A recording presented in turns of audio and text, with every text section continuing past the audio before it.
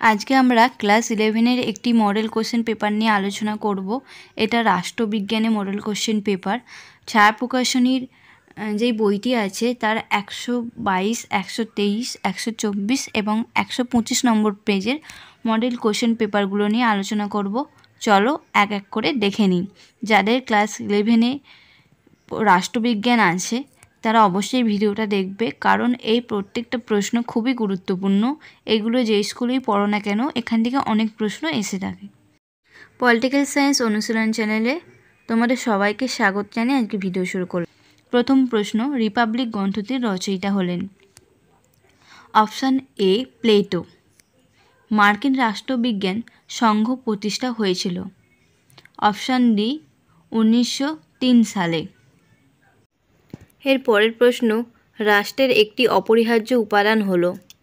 Option A সরকার। এর পরের প্রশ্ন, সম্মিলিত জাতিপুঞ্জ? অপশান সি রাষ্ট্রীয় সংঘ। একটি রাষ্ট্রের স্থায়ী বাসিন্দা হলো? অপশান এ নাগরিক। তারপরের প্রশ্ন, নাগরিক কথাটির সংজ্ঞা প্রদান করা হয়েছে ভারতীয় সংবিধানের। এখানে 5 নম্বর ধারা, 7 নম্বর ধারা, অপশান সি 11 নম্বর ধারা, এগুলো কোনোটাই হবে না। অপশান ডি এগুলির মধ্যে কোনোতেই নয়, এটাই উত্তর হবে। এর পরের প্রশ্ন, পাকিস্তান থেকে ভারতে আগত ব্যক্তিদের নাগরিকতা প্রদানের শর্তাবলী সম্পর্কে আলোচনা করা হয়েছে ভারতীয় সংবিধানে। এর উত্তর হবে অপশান ডি 6 থেকে 7 নম্বর ধারায়। এরপরের প্রশ্ন, কোনো দেশের শাসন সংক্রান্ত মৌলিক নীতিগুলি যখন প্রথা, আচার ব্যবস্থা, রীতিনীতি ও বিচারালয়ের সিদ্ধান্ত প্রভৃতির ওপর ভিত্তি করে গড়ে ওঠে তখন তাকে বলা হয়? উত্তর হবে অপশান বি অলিখিত সংবিধান। এর পরের প্রশ্ন, মার্কিন যুক্তরাষ্ট্রের সংবিধান অতিমাত্রায় দুষ্পরিবর্তনীয় হলেও অদ্যব্যাপী তা পরিবর্তিত হয়েছে? এর উত্তর হবে 27 বার। এর পরের প্রশ্ন, সংবিধান রয়েছে? অপশান বি ব্রিটেনে।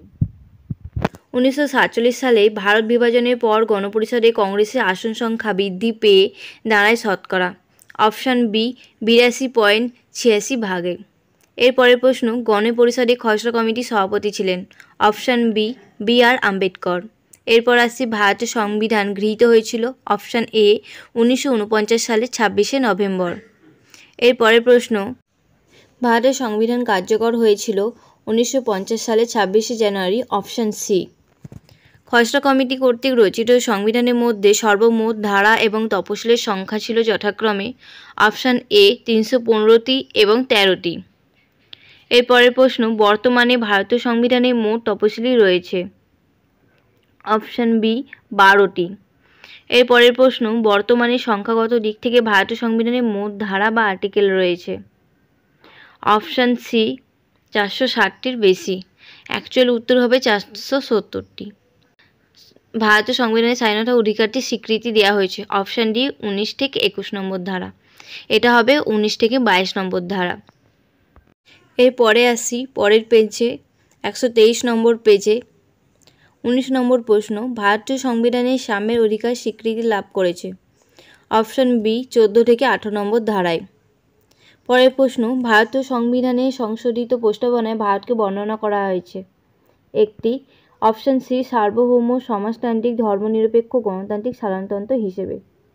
21 নম্বর প্রশ্ন, অ্যারিস্টটলকে প্রথম রাজনীতি বিজ্ঞানী বলে চিহ্নিত করেছেন? Option D maxi. নিউটনরা সর্বপ্রথম বৃহদায়তন ড্যাশ কথা বলেন? অপশান বি রাষ্ট্রের। সংবিধানের ড্যাশ ধারা অনুযায়ী ভারতের পার্লামেন্টে নাগরিক সম্পর্কিত আইন প্রণয়ন করতে পারে? অপশান ডি 11 নম্বর। এর পরের প্রশ্ন, ব্রিটিশ ভারতের দেশটি গভর্নর শাসিত প্রদেশ থেকে 192 জন প্রতিনিধি ছিলেন? Option C 11। এর পরের প্রশ্ন, গণপরিষদের স্থায়ী সভাপতি হিসেবে নিযুক্ত হন? Option B Rajendra Prasad. পরের প্রশ্ন, গণপরিষদের গঠনের জন্য প্রাদেশিক আইনসভাগুলির নির্বাচনে 1% মানুষ ভোটাধিকার ছিল? Option A 14। 27 নম্বর প্রশ্ন, সংবিধানের ড্যাশ ধারায় মন্ত্রীদের দায়িত্বশীলতা সম্পর্কে আলোচনা করা হয়েছে? অপশান সি 75 নম্বর। 28 নম্বর প্রশ্ন, মিনার্ভা মিলস মামলায় supreme court dash supreme court ড্যাশতম সংবিধান সংশোধনী আইনে কিছু অংশ বাতিল করেছেন? এখানে উত্তর হবে অপশান এ 42তম সংবিধান সংশোধনী। এটা 1947 সালে হয়েছিল। এরপর আসি পরের প্রশ্ন। বিবৃতির ওপর ভিত্তি করে সঠিক উত্তরটি নির্বাচন করো। বিবৃতি এ বলেছে রাষ্ট্রের প্রধান 4টি বৈশিষ্ট্য প্রসঙ্গে বলা হয়েছে জনসমষ্টি। এটা সত্য। বিবৃতি বি রাষ্ট্রের প্রধান 4টি বৈশিষ্ট্য প্রসঙ্গে বলা হয় অন্যান্য রাষ্ট্রের স্বীকৃতি। এটা মিথ্যে। বিবৃতি সি বলেছে রাষ্ট্রের প্রধান 4টি বৈশিষ্ট্য প্রসঙ্গে বলা হয় নির্দিষ্ট ভূখণ্ড। এটাও সত্য। অপশান ডি এতে বলেছে রাষ্ট্রের প্রধান 4টি বৈশিষ্ট্য প্রসঙ্গে বলা হয় সার্বভৌমিকতা। আমরা পড়েছিলাম রাষ্ট্রের 4টি বৈশিষ্ট্য, সেই বৈশিষ্ট্যগুলোর মধ্যে জনসমষ্টি আছে, ভূখণ্ড আছে, সার্বভৌমিকতা আছে। অর্থাৎ এ, সি এবং ডি সত্য, বি মিথ্যা। অপশান হবে বি এরটা, এ সি ডি সত্য, বি মিথ্যা। এরপর আসি 30 নম্বর প্রশ্ন। একই রকম প্রশ্ন, বিবৃতি টাইপ। বিবৃতি এতে বলেছে ল্যাক্সির মতানুযায়ী সুনাগরিকত্বের গুণ হলো আত্মসংযম। এটা সত্য। দ্বিতীয়টা বলেছে ল্যাক্সির মতানুযায়ী সুনাগরিকত্বের গুণ হলো বুদ্ধিমত্তা। এটাও সত্য। অপশান সি এ বলেছে ল্যাক্সির মতানুযায়ী সুনাগরিকত্বের গুণ হলো বিবেকবোধ। এটাও সত্য। অপশান ডি বলেছে ল্যাক্সির মতানুযায়ী সুনাগরিকত্বের গুণ হলো নির্লিপ্ততা। এটা মিথ্যে। অপশান সি এটা হবে এ, বি, সি সত্য, ডি মিথ্যা।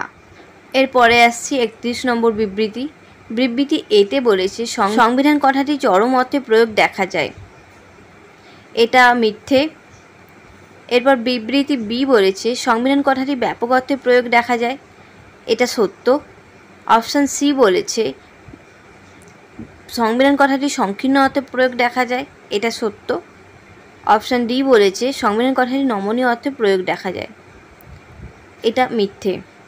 তাহলে বি সি সত্য, এডি মিথ্যা। বি এর অপশানটা হবে। এরপর আসি 32 নম্বর প্রশ্ন। বিবৃতি এ বলেছে গণপরিষদের উদ্দেশ্য ছিল সামাজিক বিপ্লবের চূড়ান্ত লক্ষ্য পূরণ করা।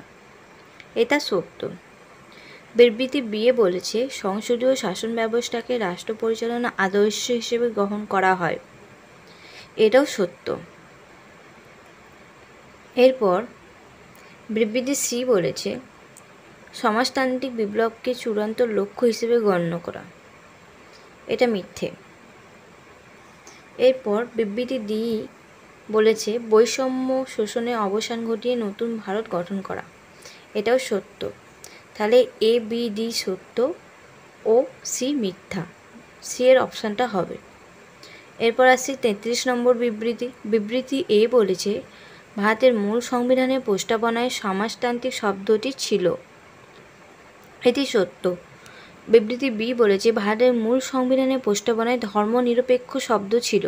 এটাও সত্য। বিবৃতি সি বলেছে ভারতের মূল সংবিধানের প্রস্তাবনায় গণতান্ত্রিক শব্দটি ছিল। এটা মিথ্যে। বিবৃতি ডি বলেছে ভারতের মূল সংবিধানের প্রস্তাবনায় সার্বভৌম শব্দ ছিল।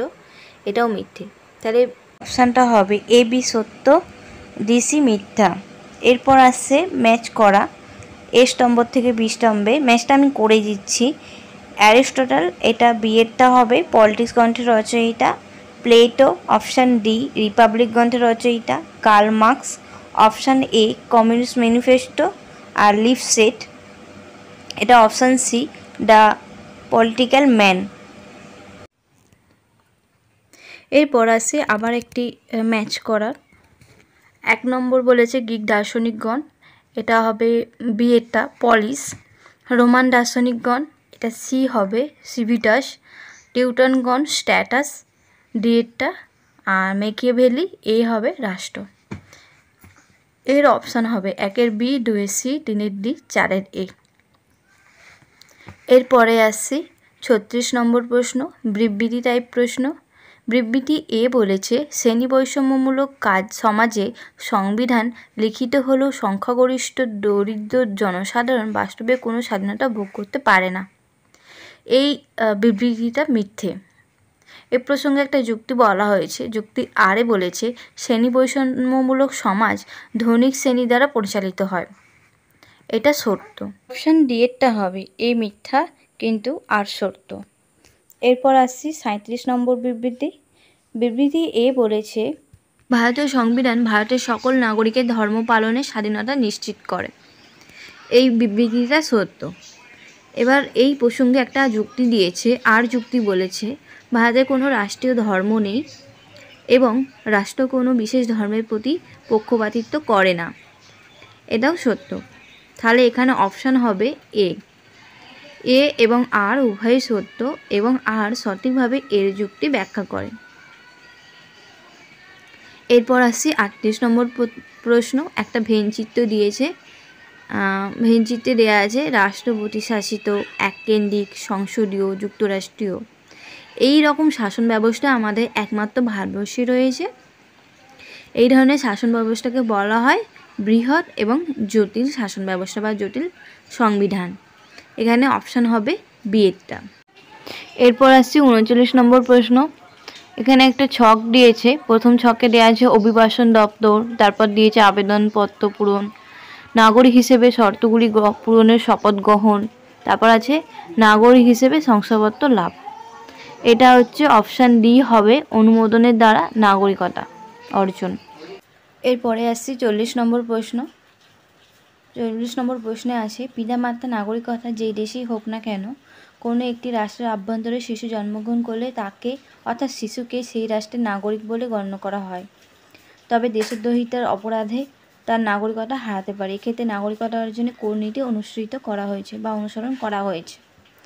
এটা হবে অপশান এ জন্মস্থান নীতি।